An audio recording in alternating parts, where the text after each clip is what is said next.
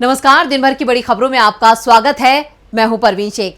आज इस बुलेटिन में बात होगी मोदी सरकार के खिलाफ कांग्रेस के तेज होते आंदोलन की, राहुल गांधी की रैली से बेदम हुई बीजेपी की, बात करेंगे राहुल को मिले अमेरिका के साथ की, बीजेपी पर केजरीवाल के सबसे बड़े हमले की, जानेंगे तमिलनाडु में क्यों मचा है सियासी घमासान, क्यों सीजेआई के निशाने पर आई मोदी सरकार, और बुलेटिन के आखिर में बात होगी आधार को लेकर सरकार के बड़े ऐलान की। लेकिन तमाम बड़ी खबरों से पहले एक नजर सुर्खियों पर। भारत में एमबीबीएस फाइनल एग्जाम दे पाएंगे यूक्रेन से लौटे मेडिकल छात्र, केंद्र सरकार ने सुप्रीम कोर्ट में दी जानकारी। 2024 की तैयारी में जुटी बीजेपी संसदीय दल की मीटिंग, चुनावों से पहले नेताओं को पीएम मोदी का गुरु मंत्र, पीएम ने कहा और मजबूती से लड़ने को रहें तैयार।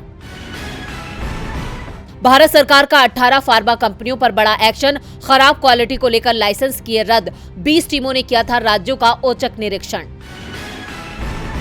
गिरावट के साथ बंद हुआ शेयर बाजार, सेंसेक्स 40 अंकों की गिरावट के साथ 57,614 अंक पर हुआ बंद, निफ्टी 34 अंकों की गिरावट के साथ 16,952 अंक पर हुआ बंद। ये तो थी सुर्खियां और अब बात आज की सबसे बड़ी खबर की। कांग्रेस ने मोदी सरकार के खिलाफ मोर्चा खोल दिया है। हर गुजरते दिन के साथ कांग्रेस की ताकत और बढ़ती जा रही है। कांग्रेस के साथ विपक्षी दलों की एकजुटता ने बीजेपी की चिंता में इजाफा कर दिया है, तो वहीं कांग्रेस का आंदोलन भी और तेज होता जा रहा है। क्या है पूरी खबर, देखते हैं ये रिपोर्ट। कांग्रेस ने मोदी सरकार के खिलाफ हल्ला बोल दिया है। आज संसद में तो विपक्षी सांसदों ने जेपीसी मांग को लेकर फिर सरकार को घेरा और सदन को ठप कर दिया। तो बाहर देश के अलग अलग शहरों में कांग्रेस ने प्रेस कॉन्फ्रेंस कर अडानी मामले में कई सवाल उठा दिए। दूसरी ओर लोकसभा में विपक्ष को चर्चा के लिए मौका न दिए जाने का आरोप लगाते हुए विपक्ष की ओर से संकेत दिए गए हैं कि वो स्पीकर ओम बिरला के खिलाफ अविश्वास प्रस्ताव लाएंगे और सरकार को अविश्वास प्रस्ताव के जरिए घेरेंगे। अगर स्पीकर के खिलाफ अविश्वास प्रस्ताव लाया जाता है तो सदन में चर्चा कराना जरूरी हो जाएगा। साथ ही प्रस्ताव स्वीकार होने के बाद स्पीकर के अधिकार भी सीमित हो जाएंगे। साथ ही चर्चा के दौरान कांग्रेस को अडानी मामले को उठाने का मौका भी मिल जाएगा। इस बीच कांग्रेस के सभी सांसद और नेताओं ने शाम 7 बजे लाल किले से टाउन हॉल तक लोकतंत्र बचाओ मशाल शांति मार्च निकाला। राहुल गांधी के मामले को लेकर सिविल सोसाइटी ने भी चिंता जताई है और 1000 लोगों के हस्ताक्षर कर बयान जारी किया है, जिसमें उन्होंने लोकतंत्र बचाने का आह्वान किया है। बयान में कहा गया है कि राहुल गांधी के खिलाफ की गई कार्रवाई को विपक्षी नेताओं को बदनाम करने और पूरे लोकतांत्रिक ढांचे को समाप्त करने की कोशिश की जा रही है। ऐसे में देशवासियों को आगे बढ़ना होगा, देश और संसदीय लोकतंत्र को बचाने और अपने नागरिक हितों की रक्षा के लिए सामने आना होगा। साफ है कि राहुल गांधी पर हुई कार्रवाई और अडानी मामले से सरकार बुरी तरह से घिरती दिख रही है। कांग्रेस के हल्ला बोल से बीजेपी की परेशानियां बढ़ गई हैं, तो वहीं राहुल गांधी ने भी बीजेपी की परेशानी बढ़ा रखी है।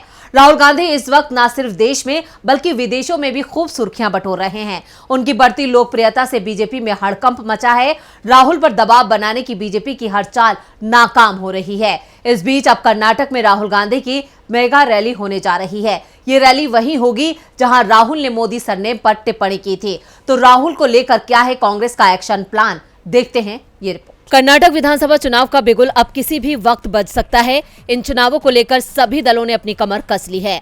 मुकाबला बीजेपी और कांग्रेस के बीच है। अब जो खबर कांग्रेस के खेमे से आ रही है उसने बीजेपी में हड़कंप मचा दिया है। खबरों की माने तो जिस जगह पर राहुल गांधी ने मोदी सरनेम पर विवादित भाषण दिया था और जिसके लिए उन्हें लोकसभा से अयोग्य ठहराया गया, कांग्रेस ने अब उसी जगह पर एक मेगा रैली करने की योजना बनाई है। राहुल गांधी की ये रैली 5 अप्रैल को है। जानकारी के मुताबिक कांग्रेस ने राहुल गांधी के भाषण की योजना बनाई है। राहुल गांधी को कर्नाटक के कोलार शहर में अपने भाषण के लिए अयोग्यता का सामना करना पड़ा है, इसलिए कांग्रेस ने जवाबी कार्रवाई के रूप में अब उसी जगह पर कार्यक्रम की योजना बनाई है, जिसका राजनीतिक फायदा कांग्रेस को होगा। आपको बता दें कि साल 2019 के लोकसभा चुनावों में राहुल गांधी ने कांग्रेस पार्टी के उम्मीदवार और पूर्व केंद्रीय मंत्री KH मुनियप्पा के लिए वोट मांगते हुए भाषण दिया था। अपने भाषण में राहुल गांधी ने कहा था, नीरव मोदी, ललित मोदी और नरेंद्र मोदी सारे चोरों के सरनेम में मोदी क्यों होता है। मोदी सरनेम मानहानि मामले में सूरत की कोर्ट ने राहुल को 2 साल की सजा सुनाई थी, जिसके फौरन बाद कोर्ट से राहुल को जमानत भी मिल गई थी। लेकिन 24 घंटे के अंदर ही लोकसभा सचिवालय ने राहुल की सदस्यता खत्म कर दी और उनको सरकारी बंगला खाली करने का नोटिस भी थमा दिया है। राहुल गांधी के साथ जो हो रहा है उससे देश के लोगों में उनके लिए सहानुभूति बढ़ती जा रही है और बीजेपी का हर दांव उल्टा पड़ रहा है। अब कर्नाटक में राहुल की रैली से बीजेपी बेदम नजर आ रही है। राहुल को लेकर कांग्रेस की रणनीति से बीजेपी बैकफुट पर है, तो वहीं अमेरिका को लेकर भी मोदी सरकार बैकफुट पर है। सूरत कोर्ट से राहुल गांधी को मिली सजा और उनकी लोकसभा सदस्यता रद्द होने का मामला न सिर्फ देश में बल्कि दुनिया भर में चर्चा का विषय बन गया है। अंतर्राष्ट्रीय अखबारों में इसे लेकर खबरें छप रही हैं और अब अमेरिका की तरफ से जो बयान आया है उसने मोदी सरकार की धड़कनों को बढ़ा दिया है। राहुल गांधी का मामला अब अंतर्राष्ट्रीय सुर्खियां बन चुका है। तमाम देश भारत की राजनीति पर नजर बनाए हुए हैं और अब इस बात के संकेत मिल रहे हैं कि राहुल गांधी को लेकर अमेरिका का रवैया बदलता दिख रहा है। जो संकेत मिल रहे हैं वो मोदी सरकार की परेशानी बढ़ाने वाले हैं। अमेरिकी विदेश विभाग के मुख्य उप प्रवक्ता वेदांत पटेल ने कहा, संयुक्त राज्य अमेरिका भारतीय अदालतों में कांग्रेस नेता राहुल गांधी के मामलों में निगरानी बनाए हुए है। अमेरिका अपने भारतीय भागीदारों के साथ हमारे संबंधों में अभिव्यक्ति की स्वतंत्रता सहित लोकतांत्रिक मूल्यों के प्रति साझा प्रतिबद्धता पर भारत सरकार के साथ है। क्या अमेरिका राहुल के संपर्क में है? इस सवाल पर उन्होंने कहा कि मेरे पास इस बारे में बताने के लिए कुछ विशेष नहीं है। किसी भी देश जिससे हमारे द्विपक्षीय संबंध है वहां विपक्षी दलों के सदस्यों के साथ जुड़ना हमारे लिए सामान्य और मानक है, लेकिन मेरे पास बताने के लिए कुछ खास नहीं है। अमेरिका ने सीधे तौर पर तो कुछ नहीं कहा, लेकिन संकेतों में ये बता दिया है कि राहुल गांधी पर उसकी नजर है और विपक्षी दलों के नेताओं के साथ उनके संबंध सामान्य है। यानी कांग्रेस के साथ रिश्तों को लेकर भी अमेरिका ने साफ कर दिया है कि कांग्रेस नेता उनके संपर्क में हैं। राहुल को लेकर सत्ता पर काबिज बीजेपी फंसती दिख रही है। इधर केजरीवाल के बयान से भी बीजेपी फंसती दिख रही है। दिल्ली विधानसभा में एक बार फिर सीएम अरविंद केजरीवाल ने पीएम मोदी पर निशाना साधा है। केजरीवाल ने यहां तक कह दिया है कि अडानी के पास कोई पैसा नहीं है, वो धनवान नहीं है, बल्कि पूरी माया पीएम मोदी की है। और क्या आरोप लगाए हैं केजरीवाल ने पीएम मोदी पर, देखते हैं ये रिपोर्ट। दिल्ली विधानसभा में सीएम अरविंद केजरीवाल ने प्रधानमंत्री नरेंद्र मोदी पर जमकर निशाना साधा। केजरीवाल ने कहा कि पीएम मोदी को दुनिया का सबसे दौलतमंद इंसान बनना है। जिस दिन अडानी दुनिया का सबसे दूसरा अमीर आदमी बना था, उस दिन पीएम नरेंद्र मोदी दुनिया के दूसरे सबसे अमीर व्यक्ति बने थे। अब वो दुनिया के सबसे अमीर आदमी बनना चाहते हैं। अडानी ग्रुप के अंदर सारा पैसा पीएम मोदी का ही लगा हुआ है। प्रधानमंत्री का सारा पैसा अडानी के पास है। अडानी तो सामने है, मोदी जी पीछे हैं। मोदी जी दुनिया के सबसे ज्यादा पैसे वाला इंसान बनना चाहते हैं। श्रीलंका और बांग्लादेश में जो प्रोजेक्ट अडानी समूह ने लिया, उस प्रोजेक्ट को दरअसल खुद मोदी ने लिया है। इसलिए सरकार की मेहरबानी अडानी पर दिखती है।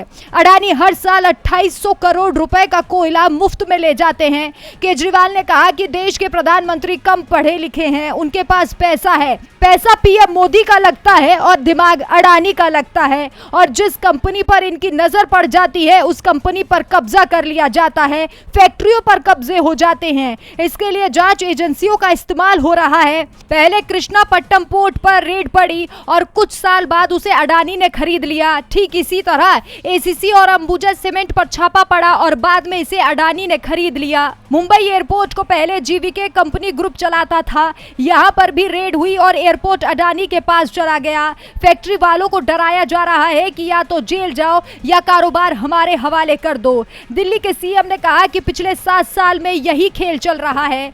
केजरीवाल के इस बयान से सियासी गलियारों में हड़कंप मच गया है, तो वहीं तमिलनाडु के सियासी गलियारों में भी घमासान मचा हुआ है। तमिलनाडु में बीजेपी की सहयोगी AIADMK में विभाजन तय माना जा रहा है। पार्टी में फूट तो पहले ही पड़ चुकी थी। पार्टी पर अधिकार को लेकर ओ पनीरसेल्वम और ई पलानीस्वामी के बीच लड़ाई चल रही थी, जिसमें पलानीस्वामी भारी पड़ रहे हैं और अब मद्रास हाईकोर्ट ने भी पलानीस्वामी के पक्ष में फैसला सुना दिया है। तो क्या है पूरा मामला, देखते हैं ये रिपोर्ट। तमिलनाडु की मुख्य विपक्षी पार्टी AIADMK के विवाद में मद्रास हाईकोर्ट का फैसला आ गया है, जिससे AIADMK में बीजेपी के करीबी पूर्व सीएम ओ पनीरसेल्वम को बड़ा झटका लगा है। कोर्ट ने उनकी याचिका को खारिज कर दिया है।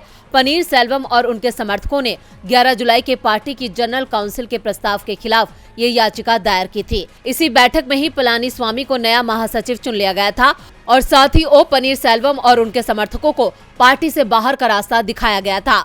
कोर्ट के फैसले से साफ हो गया है कि अब पलानीस्वामी ही पार्टी के चीफ हैं। कोर्ट के फैसले के बाद पलानीस्वामी के समर्थकों में जश्न का माहौल दिखाई दे रहा है। AIADMK पार्टी के वकील IS इम्बादुरी ने बताया कि अदालत ने पार्टी के महासचिव चुनाव के खिलाफ दायर सभी याचिकाओं को खारिज कर दिया है। इसके साथ ही ये साफ हो गया है कि 11 जुलाई 2022 को पार्टी की जनरल काउंसिल ने जो प्रस्ताव पास किए थे वो सभी वैध है।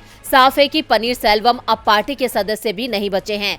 इसे बीजेपी के लिए बड़ा झटका माना जा रहा है, क्योंकि पनीर सेल्वम को बीजेपी का समर्थक माना जाता है और तमिलनाडु में बीजेपी और AIADMK गठबंधन उनके ही दबाव में हुआ था। पलानीस्वामी के करीबियों ने तो यहाँ तक दावा कर दिया था कि अगर बीजेपी के साथ पार्टी ने गठबंधन नहीं किया होता तो AIADMK तमिलनाडु की सत्ता से बाहर भी नहीं होती।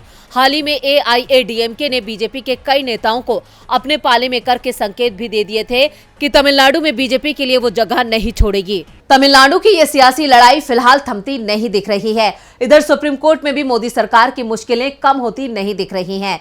पेस्टिसाइड्स पर लगे बैन को लेकर दायर याचिकाओं पर CJI DY चंद्रचूड़ ने सरकार की तरफ से पेश एडिशनल सॉलिसिटर जनरल को फटकार लगाई है और सभी के सामने इसके बारे में विस्तृत जानकारी देने को कहा है।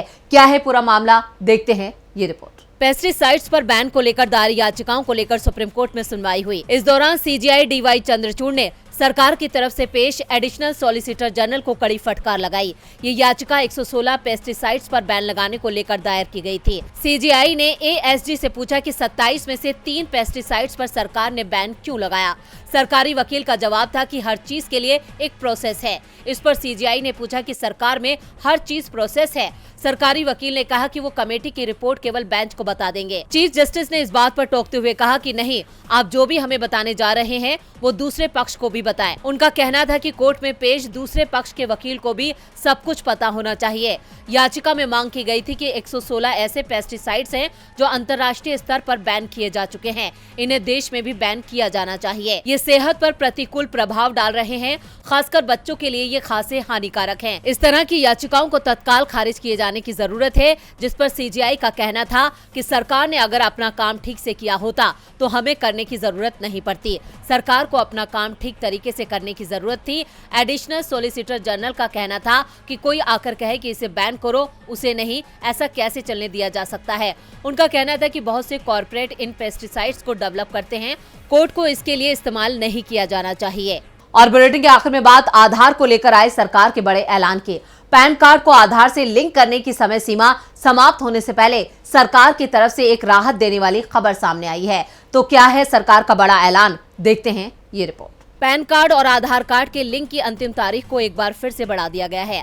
सरकार ने एक बार फिर से राहत देते हुए डेडलाइन को बढ़ा दिया है। पैन और आधार को लिंक करने की अंतिम तारीख 31 मार्च को खत्म हो रही थी, जिसे 3 महीने और बढ़ा दिया है। सरकार ने पैन को आधार से लिंक करने की तारीख अब बढ़ाकर 30 जून 2023 कर दी है। इनकम टैक्स विभाग की ओर से भी इस संबंध में ट्वीट करते हुए कहा है कि करदाताओं को इस जरूरी काम के लिए कुछ और समय बढ़ा दिया गया है। इसके लिए तारीख को 30 जून बढ़ाया गया है। पहले तय की गई डेडलाइन खत्म होने से 3 दिन पहले ही करदाताओं को ये राहत दी गई है।